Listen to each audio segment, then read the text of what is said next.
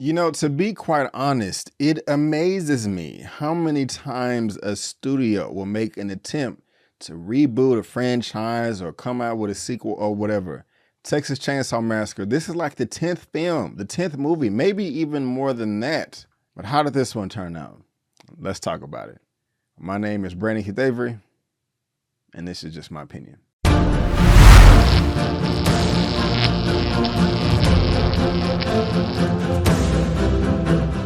Hey, what's going on, everyone, and welcome back to another episode of Just My Opinion for my movie review for Texas Chainsaw Massacre that will be on Netflix.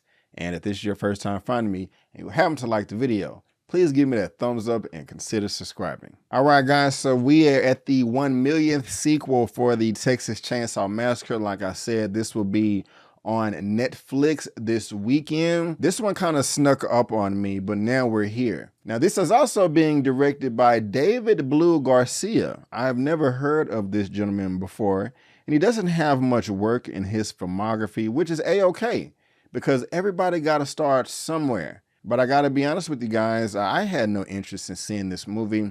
I don't even think I saw the original Texas Chainsaw Massacre movie, but I know I did see a couple of reboots, one with Jessica Biel that came out in like 2003 or 2014, or I saw a couple of them, and you know, they were okay, you know. So going into this, I knew that it is a sequel to the original, but before we get into all the nitty-gritty, let me tell you exactly what it's all about. After nearly 50 years of hiding, Leatherface returns to terrorize a group of idealistic young friends who accidentally disrupt his carefully shielded world in a remote Texas town. Now, I will say, out of the Texas Chainsaw Massacre movies that I have seen, one of the things I like is the lore that the film presents at the very beginning.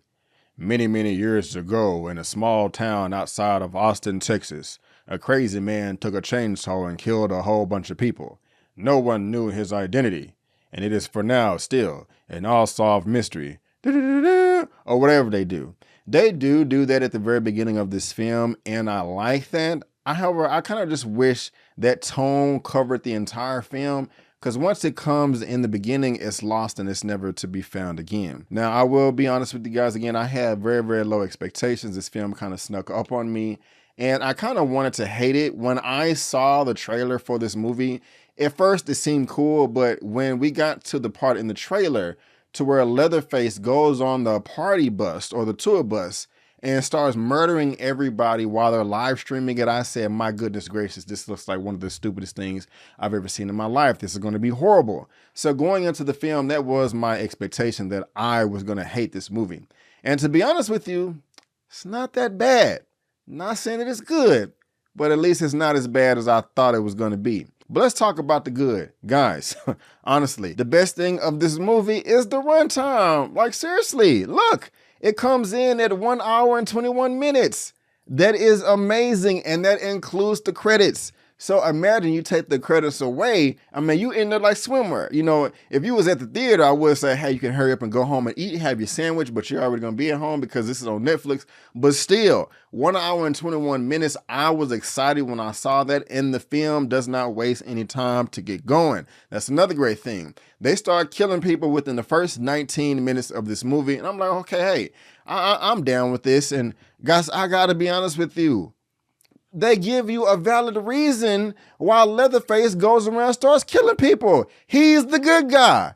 Everybody else, these idealistic young friends who accidentally disrupt his carefully shielded world in a remote Texas town, leave this man alone. Like, real talk. I'm not saying that if somebody's messing with you, that you need to go get a chainsaw and just start chopping bodies in half. Get a therapist. But given the thing that they did in this movie to Leatherface, I do not blame him 100%. Of course, I'm not going to spoil it for you. I'm not going to do that. But I'm just sitting here and like, wait a minute. Leatherface didn't do anything wrong. I mean, like, seriously.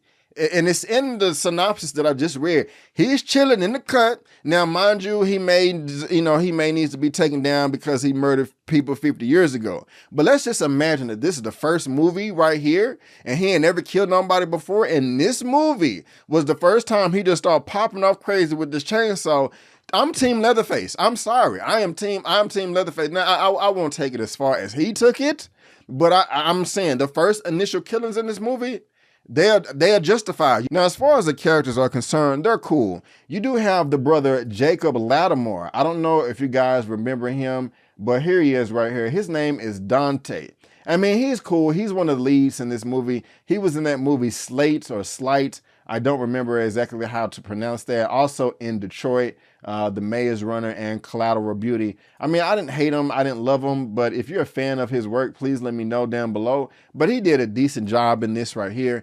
And I'm not expecting to be in love with all the characters like, oh my God, I can relate to this person, this person, this person. But there are personalities in this film that I have seen and come across in real life. And they are realistic for the most part. And so I have to give the film credit where credit is due there. Now, one of the things that they did try to do is really harp on trauma and the way characters have gone through things in the past and how that directs their life in present day and in the future. And when they started off that concept, I thought it was a beautiful take on giving light to parts of life that not everyone is accustomed to. But we'll talk about if that actually succeeded in the end. And so guys, with this movie being so short and them setting up and then Leatherface just starting to kill people at the very beginning, and I'm Team Leatherface, the first half of this movie is actually pretty decent. I was actually shocked, like, wow, I actually may give this a recommendation. It may get a passing grade. Right now, it's at the very least a 7 out of 10. But then the second half comes, and it's not a dumpster fire. It's just really, really, really disappointing. And the ending is extremely childish to where it just makes me shake my head. I mean, this movie is a textbook example of when you cannot leave well enough alone. You just have to reach, you just have to stretch, you just have to be extra. And when you did that, you fell into a toilet full of crap. But let me back up before we get to the ending. There's one character in this movie. Let me go ahead and pull her up. It's so unfortunate because she is a sister. Jessica Elaine, she plays Catherine. I even have a separate tab dedicated just for her because I am frustrated beyond belief with what she did in this movie. Now, usually I always rave badly on stupid characters. Like, I can't believe they did this. They're horrible. They're dumb. They're illogical. I'm not reacting that way is because while I'm disappointed with her actions in this movie, I can actually see somebody in real life acting like this. That's why I can't get mad. It's just disappointing. You know what I'm saying? Hey, sometimes if you shoot your shot, you're trying to date somebody, they may not be interested in you. You have no right to get upset about it. You can't get mad. You just got to step your game up and move on. But you're allowed to be disappointed. Like, oh, shucks. I am disappointed with what happened right here. I hope that analogy worked, but I'm just really disappointed, Jessica. Look, I've never heard of you before, ma'am. I don't know your work. You have 14 credits, a lot of TV stuff. But I just have to ask, and I doubt you're seeing this video. I mean, I don't know. If I was in your shoes, I'm just like, look, okay, I see this is what y'all want me to do in the script. But I mean, man, can I do this instead? Can I say this line of dialogue? It won't take up more film, even though it's shot digitally probably, but come on now. If y'all making me do this right here that's on the page, people gonna hate my character. You're trying to ruin my career before it starts. It's just frustrating, and it's just really disappointing to where when you watch it, you're saying, even though this could happen, I don't want to see this in the movie. There are plenty other ideas that you could have come up with to make this scene stand out more. But all you're doing is making me mad. Even though I'm watching this at home, I'm still mad.